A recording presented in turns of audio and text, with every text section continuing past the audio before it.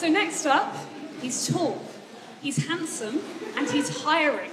So note that down and ask him about it afterwards, because that's the most important point, apparently. Hiring. 2 jobs? What are they?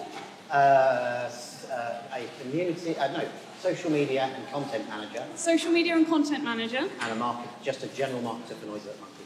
And a general marketer, well, an excellent marketeer, I think is what we need. Yeah. So speak to him afterwards. Here's John. Thank you. Thank you.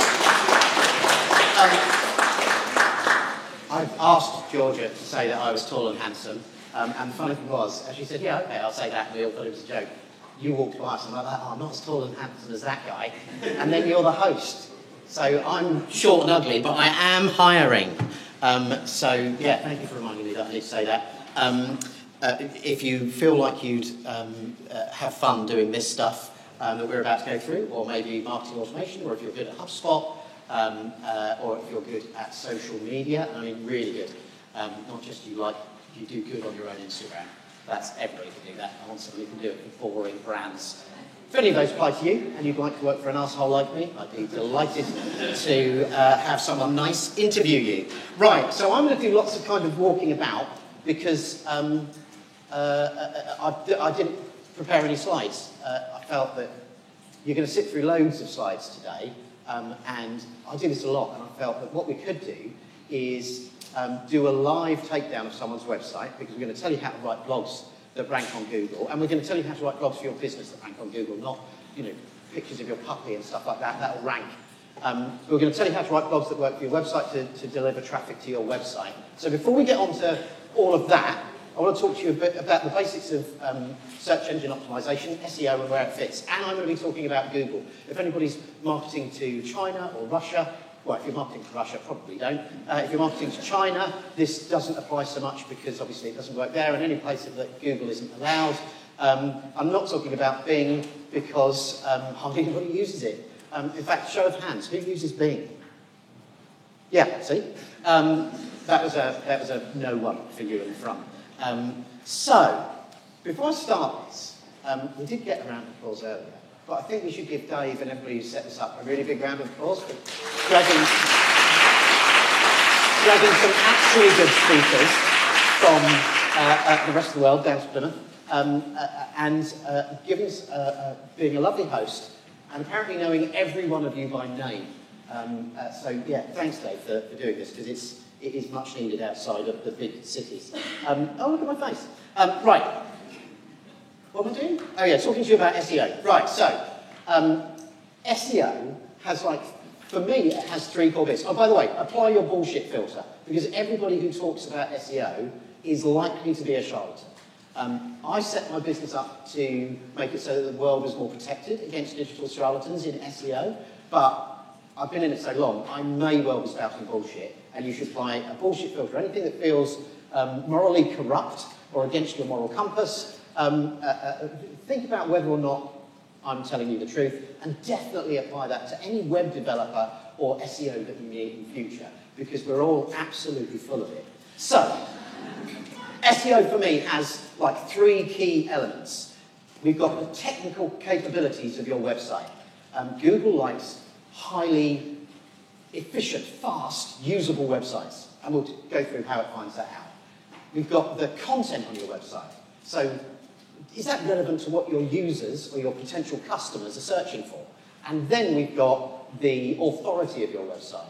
Who else on the internet is demonstrating trust for you by linking to your website? SEO, we're 4 minutes in, and I've talked about links. We'll come on to how we talk about links properly, as opposed to just saying yes to those emails that say, I couldn't find you at the top of Google for some keywords. For £50 a month, I can build you some links. Obviously, keep putting them in your spam, friends. So, we've got tech, right? Yeah, going to write that there. We've got content, and we've got authority. Oh, I don't know how to spell authority. We're going to look at, well, I'll come back to this to make sure that we've covered it off, but we're going to look at tech and we're going to look at content primarily today. I could do a 4-day talk on SEO.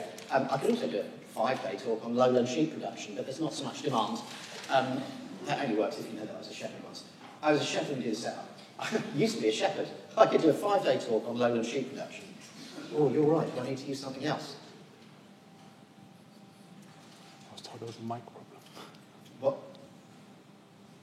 Oh, Use your words. this one's working now. Oh, I've got this one on. Is that okay? Can everybody hear me? Yeah. Cool, 'cause it's going to be really hard for me to use that and use the computer. Oh. Is that okay? Yeah. Thanks, then, mate. Phew. Right. Normally I just bellow.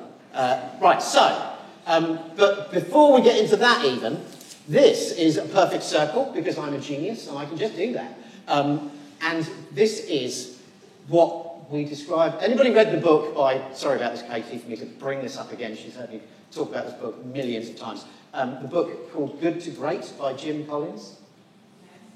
Yes, there was a yes. Oh, it was Katie. She's in sales, so she, like me, has probably only read the first 3 chapters. But the first 3 chapters are brilliant, and he talks about building a business flywheel. Jim Collins, by the way, I'm throwing the name out there, do your research on him. He's really studied this stuff. It isn't just some flaky business coach. This guy has done, the study he did for this book, I think it's about 20 or 30 years, huge. And he talks about every business that's successful has a flywheel. That flywheel is, you have to really put your shoulder against the flywheel to make it start turning. It's a heavy piece of kit. But once it's turning, it maintains momentum. You don't have to put so much effort into it. You've got them in your car engines and all of that kind of stuff to make it so that your car runs more smoothly, so that it maintains momentum. Jim Collins talks about a business flywheel. We work with a company called HubSpot who've adopted that for an inbound marketing flywheel. Really useful to go and see their stuff. But they talk about how you attract... Oh, gosh. Why did I ask you for this? Look at it. It's like the psychopath's writing. Attract, engage, and delight. I suppose I should write that way. Because when we think about a traditional marketing funnel, right, it's just a funnel shape, and you've got to pull more and more stuff into the top. You've got to spend more on PPC, you've got to spend more on exhibitions, you've got to spend more on SEO, you've got to do all of this stuff. Well, actually, if you delight your customers by attracting them at the right stage, engaging with them in a meaningful and authentic way, and then delighting them through the sales process and through the process of delivering your products or services, they're going to recommend more people. And we so often miss this delight phase as marketers. I think a lot of us see it, don't we, at work, and it's like, why do we do all of this stuff when you forget to ask people for a review when they're absolutely delighted? I've seen their emails to you. Remember that we're delighting people, and that makes you get the flywheel rolling then. You have to delight people, you have to be selling a great product or service. But we're talking about, so SEO sits in the attract phase. You know, forms and landing pages, they sit in the engage phase. The first conversation with a salesperson, or when people put stuff in their basket, that's the engage phase. We're talking about SEO, we're talking about attract. When we're talking about SEO, that's why content is so key. What you need to do to beat those big competitors that you think I'll never outrank them is to think, what is it that my customers are searching for before they start to engage with someone? Do you know what I mean? So, like, if someone's, so we sell SEO, right? And we know that people will search for SEO, and but that's great. But typically, before they start searching for that, they try and understand what their problem is. So, if you search for, so we'll target phrases like, what's a good digital marketing strategy? What are great SMART goals for a digital marketing strategy? Because probably that marketing person has been told by their boss, I need more SEO.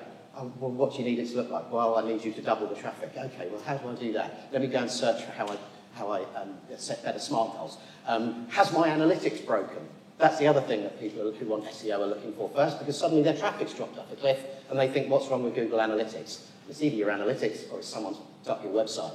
So, think about what phrases are people searching for, phrases, not words, before they start looking for a supplier of the products or services that you sell. This works really well if you're in B2B or SaaS, less well if you're in like fast-moving consumer goods. But yeah, if you're in B2B or SaaS, or you're in big-ticket e-commerce, works really well. Does that make sense? Nod or shake your head. Mainly nods. Okay, we can live with that. Brilliant. So, we're already over talking about SEO. We're going to look at tech. He says, going over to this thing, and pressing a button which, oh, the screen's gone off, which magically makes this appear. Yay! Is anyone in here? So you all got the email that said, would you like your website to be examined by an SEO at Building Brands, right? Is anyone in here from Full Fibre, or have you? Oh, okay. I'm really sorry about this. I'm going to give you some stickers because we need to soften the blow. And this really isn't going to soften it, but you could use it like a plaster for your ids.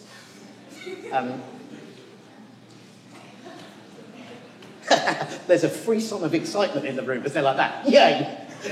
These people are going to get told off. I'm not going to tell you off. What I'm going to do is show you how you can improve. And that's what, like anybody who's in the room, come up and see me and Katie. Katie, would you give a wave? That lady there. Come and see us on the Noisy Little Monkey stand. We can do this for you and give your website a review, whether or not you're paying an SEO. I would say if you're paying an SEO, get us to review it, because we train SEOs. Although we'd probably fight Full Fibres. So, I have a number of checks that I'm going to go through. I will put these in a list, email it to Dave, and then he can share it with you with all the links, because most of these tools you can use for free. They'll only do a limited amount of... God, I've only just run up those stairs. Absolutely whacked. Man, don't live on McDonald's in your 20s, friends, and think that there's no comeback. Oh, my arteries. Right. So, we're looking at Full Fibre's website. So, the first thing I'm going to look at is their tech, and then we'll look at how you could create some content that's going to attract some visitors to your website. The first thing I'm going to do is, anybody heard of a tool called Lighthouse? Hands up if you've heard of it. Anybody used it? Some hands go down. Nice. Like that. Well, I'll install Lighthouse and that'll make my SEO better. I won't actually use it. So Lighthouse is a tool from Google. And by the way, when Google says you need to improve stuff, just improve them, even if you think it's counterintuitive. Do what Google says. So Lighthouse is a tool from Google, and what Lighthouse does is it examines your website for speed and various other things. The key thing for me is speed. I don't have time to talk to you about Core Web Vitals all the way through, but I will talk to you about speed. If you want to talk about Core Web Vitals, though, let's go out for dinner. So here's a little thing called Lighthouse, which says generate report. It takes 5-10 minutes, so I'm not going to generate the report here. This is an app that you can add to Chrome. It's made by Google, and as I say, it examines your website. And here's the first blow. We aim for, as an SEO company, getting our clients' websites to 65 to 80. Anything in the speed thing here, in the performance thing. Anything over 80, and it's a bit like your website turns into something like a Formula One car, and you have to have mechanics to keep it on the road all over it all the time. Your website won't get the traffic it deserves if I put these in this order specifically. Tech is the most important thing. You can do loads of content, and you can build loads of authority, but if your website's an absolute pile of shit, not that this one is, although actually the website is beautiful. That's often the problem. Beautiful websites are often really slow, and Google does not like slow websites. Because who likes a slow website? Who likes to look at a website, be scrolling through it, and then suddenly it changes shape because it's finally downloaded the video? Looking at you, Full Fibre. This is not a good thing. Google knows we hate it, so it doesn't penalise websites, but it's not going to rank this as high as a website that gives people the information fast. Performance 8 is one of the lowest I've seen in 10 years of doing this. I've been doing it for 20 years, but I really used to look at some terrible websites. The other key thing here is first contentful paint. So that means, when does all of the content download that's useful to look at? Not the whole thing, but when does enough content download that a human would find this interesting? 6.6 seconds. And over here, we've got 1.72 seconds wasted downloading blocking JavaScript, which doesn't actually work. I say this with love, but we need to kick someone. Probably your SEO or your web developer, and we'll do it very gently, and we'll go, look, hey, this is one of the things you need to improve, but this needs to get to 60, this number, at least, for these people to get the traffic that they deserve. Got great content, they've got a great service, But what we're doing is suppressing their ability to drive traffic from Google. And I'm spending an awful long time on speed, aren't I? I mean, I've only got a limited time to speak, but I'm spending ages on speed. That's how much you should think about speed for your website. So get your homepage, slap it into Lighthouse. You'll need to do it in an incognito browser. So for anybody who isn't a man in the room, you use the 3 dots on the corner of Chrome here, and that will bring you up an incognito browser. For some reason, genetically, men are able to find an incognito browser immediately. I don't know what that is. So, open it in an incognito browser, and then any of the horrible plugins you've got in Chrome won't interfere with Lighthouse running. You'll be able to get a score. There are other ones. You can see it's got a 97 score for SEO. You're thinking, why is John criticising this? That is a quantitative score. Do you have a meta description? Do you have a meta title? Do you have H1s, H2s, H3s? It doesn't really mean anything about the content, and every site you look at's got over 90, because all you have to do is build a website properly, and you get an SEO score of over 90. It's the performance thing that's the problem. How do you make it better, John? I hear you cry. Well, I didn't hear anyone cry. That it's rhetorical. Look, here's where you could save, oh my God, 36.45 seconds. We're normally working in fractions of a second. We could save 36 seconds by changing these things. Look, Google gives us all of the suggestions on making that better. So you've got some big images, got the world's biggest video, all of that kind of stuff. By the way, I don't know whether I showed you the website. Oh yeah, I showed the website. So the website looks like that. I think this is about 10 megabytes. It doesn't need to be that big. No one needs a video of 10 megabytes unless they're Netflix. Looks really pretty and it renders beautifully, but it takes ages to render. So stick your website into Lighthouse and you can see all of these elements that Google's saying improve. By the way, 96 for accessibility is fantastic. Good all image tags, and you give a fuck about people who have got poor vision using your website. Most people don't. When you do this, I bet your score's about 10. So these people should be celebrated for doing great accessibility stuff. Google also loves really accessible websites. It doesn't like ones as slow as yours, though. So that's test 1. Test number 2, and we've got to go fast because we're looking at content in a minute. This is another free tool called Web Page Test. It does exactly the same set of tests as Google, but I don't just want to rely on Google. I want to see what an independent website does. I've tested this from Ireland. It will default try and test from Virginia in America, which adds on crucial fractions of a second to make a website look real slow. So to do it properly, test from the UK. The trouble is, when I was preparing for this yesterday, when I was preparing for this yesterday, the server in London was really backed up, so I used Ireland because it's close. But yeah, were you looking for a time to first byte? This is funny for a fibre company. We're looking for a time to first byte of under 0.3 of a second. That's how quickly the website handshakes with the browser to go, I'm alive, when you arrive on it. We wait 2.2 seconds for this website. We want it to be 0.3 of a second.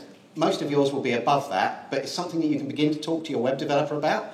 They hate it because you go to them and say, hey, I went to an SEO conference, and you see their face fall because they think you're about to start giving them either jobs like this, or they think that you've listened to a con man. You're giving them jobs like this. Jobs like this. So that's the beginning of the tech. I'm going to then jump over. So that's Web Page Test and Lighthouse. 2 free tools. I'm going to use this, which is a tool called Screaming Frog. Anybody heard of Screaming Frog? Cool. Oh, they're doing really well. They're a competitor of ours, but they've built this brilliant tool, so I advertise them at conferences like this. It's a free tool. You can spiders crawl the web, that's why they're called spiders. You can spider your whole website, and Screaming Frog will give you loads of info about it if you pay them like 50 quid a year. If you want to do it for free, it'll only do a limit of 500 pages. I suspect a lot of us in the room have websites that are less than 500 pages. So, I'm not going to spider it now, but you can see I've put the URL in there of the homepage. And here we can see all of the pages that exist on the website. So we've got the home page, and then we've got we've got loads of uploads and some plugins. Right, okay, so then I go, well, why is it only showing me the home page? So over here I'm going to use this quick filter and go, show me only HTML pages. So this is emulating Google spidering a website. It's only a home page. So then I go, what? Why is there only why will it only show me the homepage? This is bizarre. So then I go back to our website and I go, no, there are other pages. Look, I can click on them. And then things happen. That's good. Yeah, it's good. And they're a really good call to action. So why isn't, whatever it's called, Screaming Frog picking them up? Let's go back to the homepage. A little bit technical. If you thought the rest was technical, sorry, I'm now going to do view source. There's a thing on the homepage. Now I'm getting to the point where I want to go around your SEO's office and hit him with a fucking chair leg. This is why I set up the company. Sorry about the swearing, Dave.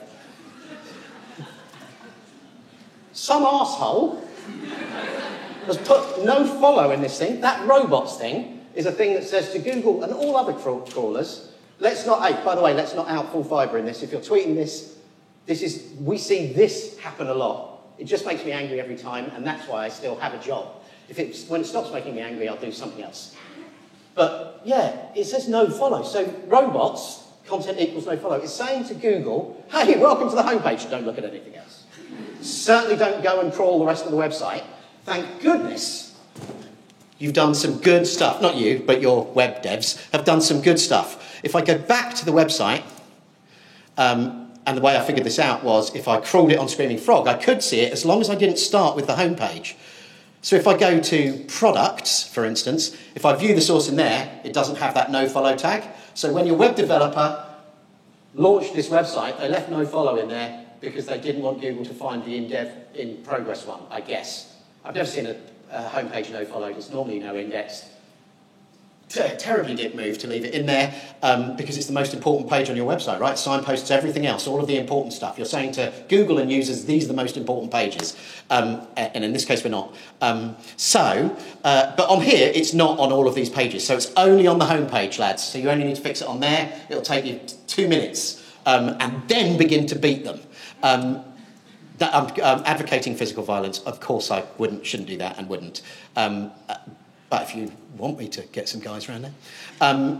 This is all good. I mean, it's SEO'd, but that bit's an absolute fail. And if you're an SEO, you should crawl a website and say, can Google see this? And it can't. So, that's the tech stuff. We're not going to jump onto content just yet. We're going to quickly look at authority, he said, checking his watch.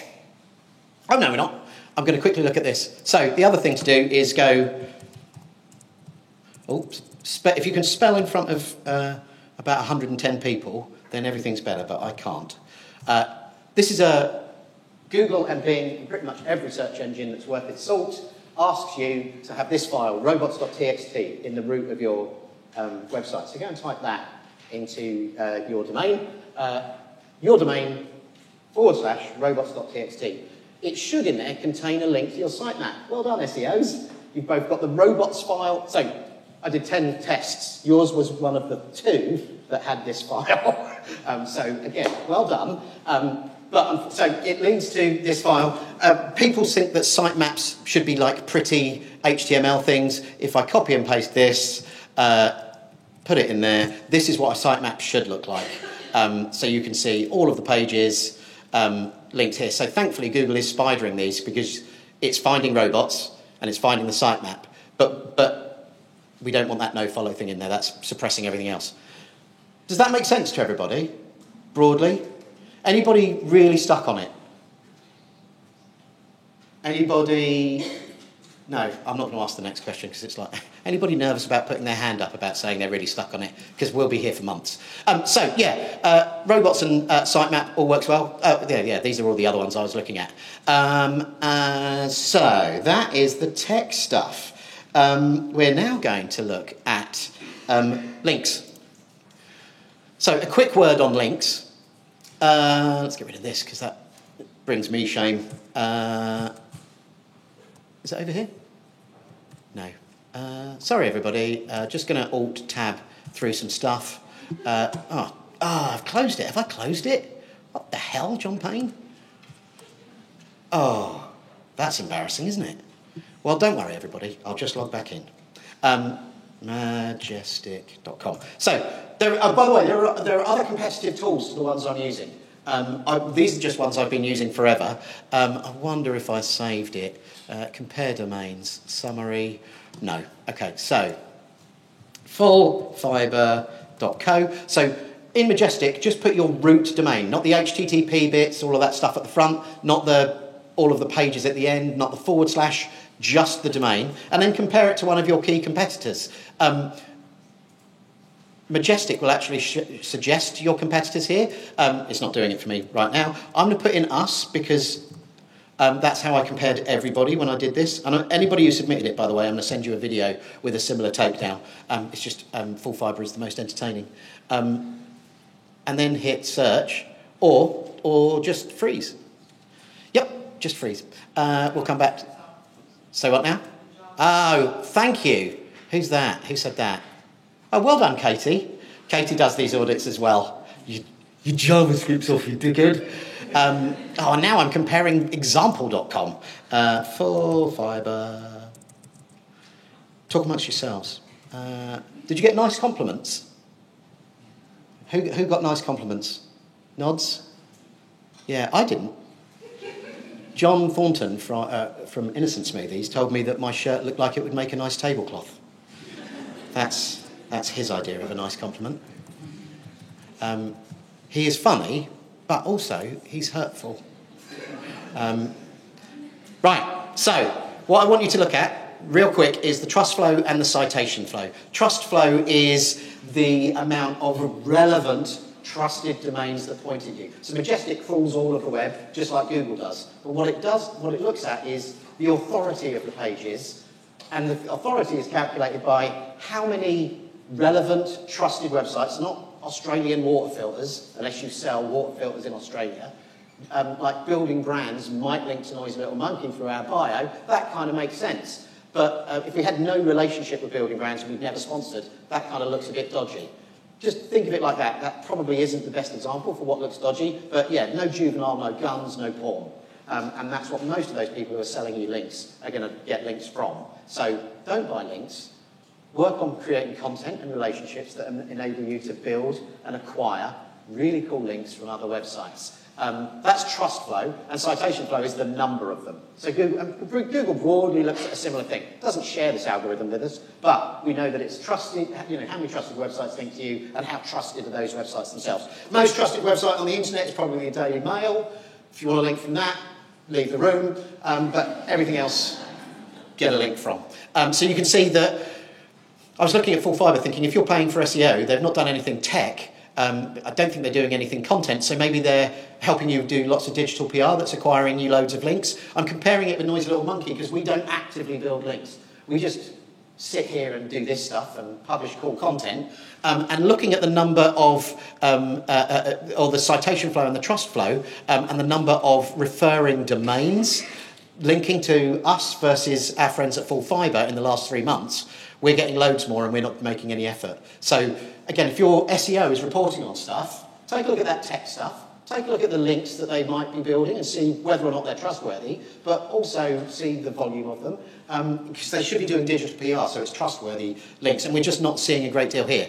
And if you are, and by the way, this stuff, the first bit, the performance bit, really angry about, this is just average. This is what most SEOs do.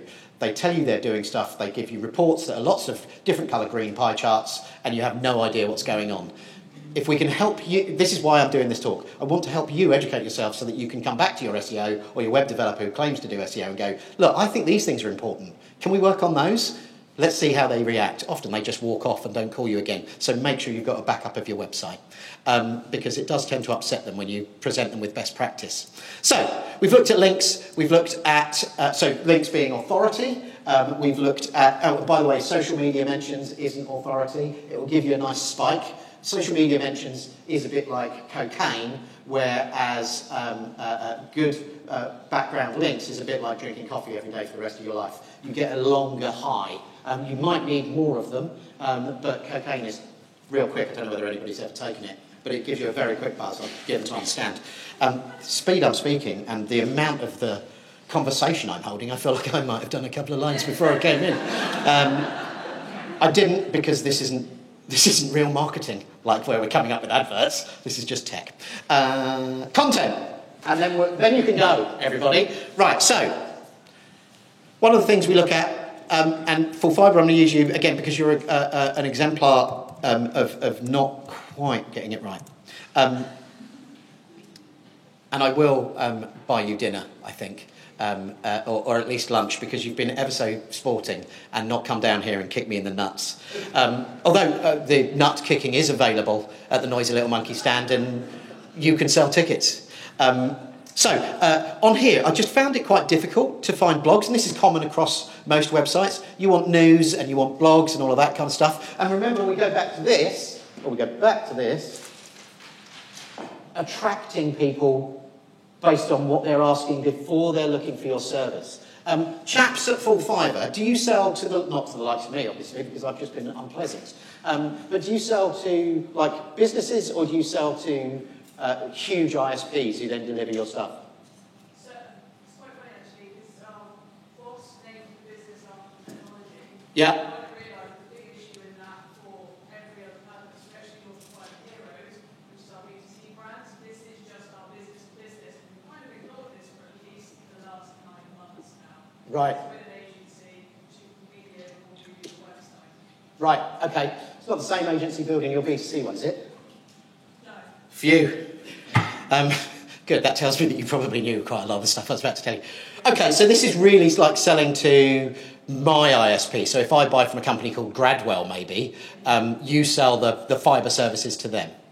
Okay, let's do this for the B2C one then, because that's going to be easier for the rest of the people in the room to get, I suspect. If we start typing in change my FTC provider, maybe that's not going to work for everybody here. But if we talk about B2C, the great thing, so having fibre in your domain name is really good. If we go very quickly through how Google examines what a website's about from a content perspective, Google hasn't shared this with me. This is just the way we execute for our customers, and this is what works from a data perspective. We've got hundreds of customers all over the world, and we do this, and it works. So the first place it seems to look is, I should get the pointer, lend me a little man, or I should get you up. The first place it seems to look is there, the domain. So how relevant is the domain to what I'm searching for? In your case, really relevant. Good work, boss. Maybe even stick with it for the B2C brand. Then it seems to think that this is important. That's the page title. You know the blue bit that you see and click on the Google search results? That's that, up there. That's the page title. Then it seems to look at, assuming this is your headline, H1, it'll look at that. And then it looks at the rest of the content and how relevant it is to the search. The only thing I didn't talk about there is, let's go partner with us, ISP partners. If we're looking at a deeper page, and obviously it's normally our deeper pages that rank when people don't know who we are, once they found us, they search for our name again. But before they know who we are, that's when they're in the engage phase. When we're at the attract phase, they're often landing on deeper pages, and so Google, after the domain, will look at this thing, the slug or the URL. Where are the search terms that you want to rank for in there? In your domain, in the URL. Obviously, it's really hard to get them in the domain. I'm called Noisy Little Monkey, and I started that as an SEO agency. I just realised that actually branding is probably more important than getting what I do in my domain name. I was going to be called SEO Bristol. Here I am, speaking as far away as Plymouth. So that was lucky, wasn't it? Someone else had it, that's why I didn't do it, and I thank him for it. So your domain name, URL, page title, H1, content. Broadly speaking, it looks at your images and it looks for the alt text on those images. You've got nearly 100% of your images have alt text. What a beautiful thing, because it also helps people who have disabilities. So, that's how Google examines it. What I was then looking for is, okay, where's our attract content? Do we have a blog? And I know you do, but it's kind of hidden. Can't find it very easily. And that's where when a company that we're working with does well, about 80% of their organic search traffic comes from their blog. And then it goes to their homepage, then their About Us page, or then the product page, and then they buy. But most of it comes from the blog because we're attracting them before they know they've got a problem. So, and in Full Fibre's case, it's really cool The way we do that is, and we're going to finish about 5 minutes late. Is that all right for everybody? Is that all right with you, Dave? You're the boss. I don't know what his policy is, but I would recommend maybe not today because there's a lot of you and it could become a super spreader event. But a Dave Briggs Hugs is one of the best hug in, I would suggest, the southwest of England, certainly in this sector. Give Dave a hug. Oh, Matt, that's a better hashtag. Give Dave a hug. And then everybody selfie hugging Dave. I already did that. He's lovely. Right, so, that's what I was going to do. I'm searching, that's why people come back. So, look at Google, full fibre. So I'm searching for full fibre. You're right, your founder or your boss or whoever they were, when they said, let's call it full fibre, came up with a really good idea. Because lots of people search for full fibre. And the way I can tell that, and there are lots of different ways, you could go to something like Google Trends. Anybody use Google Trends? Cool. And stick in, you have to spell it right, lads. Google Trends. That's a really good way of figuring out what the trends.google.com, obviously. Oh, here I am pretending to be an SEO and I couldn't even remember the domain name. Bang, put in full fibre. How many people are searching for the words full fibre in the last 12 months? Ooh, that's really good. Don't worry about the numbers. They don't mean anything. Don't worry about the regions. It's screwed. Just look at the trend. And it's predicting it's going to drop off. I don't think that's going to drop off. Lots of people are searching for the words full fibre. And you can also see that by the number of people who are advertising and the size of them. BT, TalkTalk, Business Connect from Sky. We love Sky, don't we, because they're speaking today. And then here you are. But the weird thing is just another reminder, just the homepage, because no follow. But these guys, OpenReach, don't know whether you've heard of them, they've got all of these sublinks, even though they're not the top organic thing. Anyway, ignore that. Look at People Also Ask. Anybody seen this on Google before? So what you can do is go, what does full fibre mean? Hey, that's a freaking great blog post. Who's winning that? Digital Wholesale Solutions. They don't know as much about full fibre as the company Full Fibre. Write that blog post. Maybe you put it on fibreheroes.co.uk. Maybe you think, we could really win for that search. Because once they've arrived at your website for what does full fibre mean, maybe you have a call to action to engage them that says, want to know how to choose the right full fibre supplier? Here's our top 10 questions to ask your new supplier. People love that, even though you're crazy biased, because they're on your website. But we have it on our website, questions to ask your web dev, questions to ask your SEO. People love it, so you engage them a little bit on the website, and then you have a call to action that says, why not talk to one of our consultants? And then they get in touch. And then you've done it with an attract phase website, an attract phase blog post. Can everybody else see how this might work for them? How do you do it at scale, John? Shut up, everybody, I'm coming to that.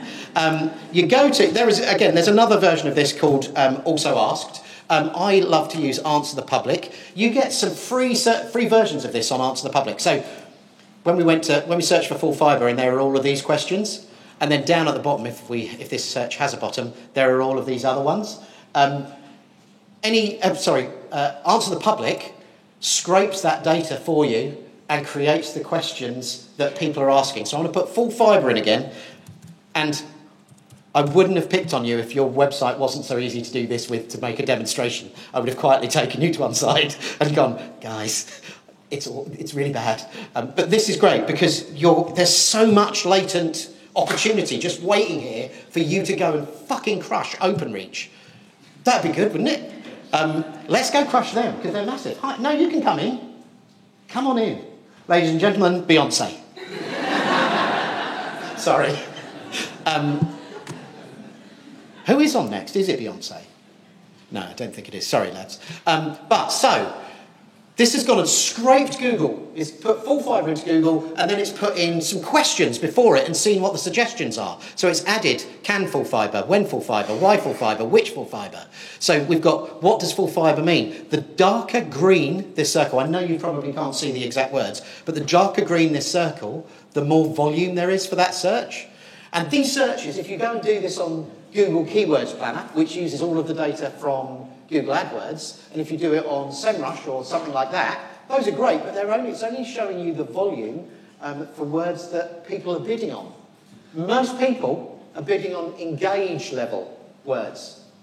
If you can get them with your SEO at the attract, you're much more likely to get them to your website and get them back to your website later. So, and also, it won't show you these suggestions because no one's bidding on it. So therefore, Google goes, there's no traffic. Because organic doesn't talk to ads at Google. Organic, they're just trying to stop all the spammers. And in ads, they're just trying to swim through the buckets of money that are being flung at them every millisecond. And avoid tax. Avoid tax. That's not libelous. It would be libelous if I said they were evading tax, which perhaps would be an opinion that someone might hold. The darker the green, the more volume there is. And what you can do is go, right, well, who offers full fibre broadband? Who offers full fibre broadband? Who offers full fibre in my area? Copy and paste that, stick it into Google. This is how easy SEO is, everybody. There's some ads. And then, there's Uswitch. Launched that company decades ago. That's cool, isn't it? I didn't know that was going to happen. Guy who set it up was Canadian, ex-ice hockey, and started that. Money Supermarket, right, we're not going to beat them, lads. I'll stop saying lads. Is full fibre worth it? And then how do I know if I have full fibre? Is full fibre worth it? Zen, okay, no ads. Zen have got a blog from 2021. That's probably pretty recent. I can't even read that. Ken's Tech Chips. You can beat him. Which? No. Guardian? No. Expert reviews? Probably. Forums? Overclockers? Yeah. You've got full fibre in your domain, and if you speed your website up, you can beat them. This is just the questions. Then you've got prepositions. For, without, can, and you can see all of these are typically attract phrase blog posts that you could write. And what we want to do is take... This is a great one. What's the difference between fibre and full fibre? That's your blog type. That's also, so that's the title of your blog. If you're using WordPress or HubSpot or one of the other popular CMS platforms, if you make that your title, it becomes your page title. Remember that, the bit right at the top of the browser, the blue bit that people click on Google. It also becomes your URL, your domain /blog / what is the difference between fibre and full fibre. So it'll do it all for you. And then you've got that phrase appearing, well, we've just counted it 3 times without it being spammy. Then you make it your H1, that's 4 times, and then you write the definitive article. It might only have to be 50 words, but if someone else has got an article that explains it fully in 2,500, you need to write a better article than them. Might need 2,500 words. By the way, I heard someone say every SEO blog should be 2,500 words. SEO bullshit. It should be as long as it needs to be the best answer on the internet. And the lovely thing about this is you're answering someone's question who clearly is in do I need fibre or full fibre? What's the difference? In the attract phase, you explain to them, so what do you do? Everybody else is asleep, don't worry about it. Photography, for events, for schools. Brilliant. We'll try it with yours. This is a risk, obviously. This is why you should prepare, everybody. Let's do so. Do you sell to the schools or do you sell to humans?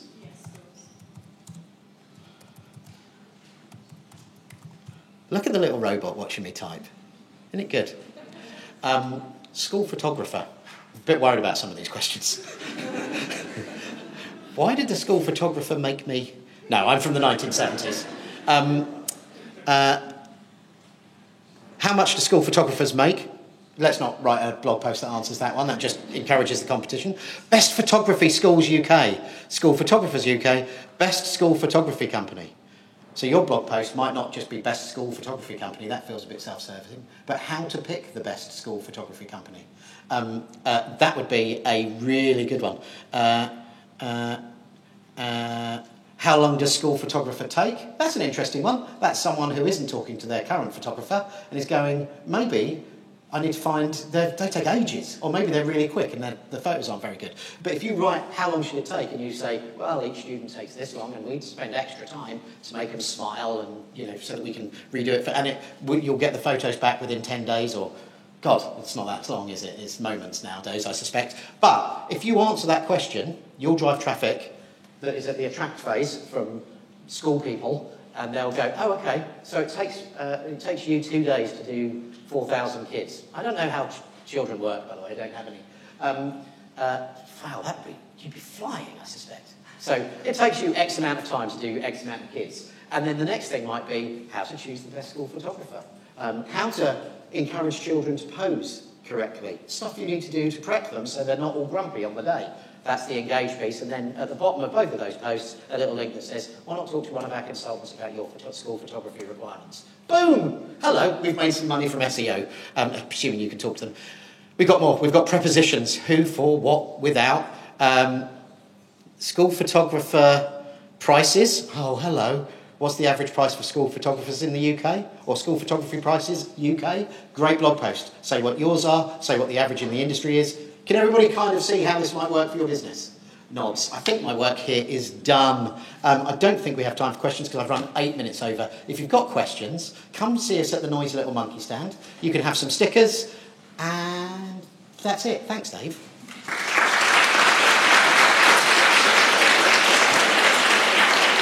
Thank you.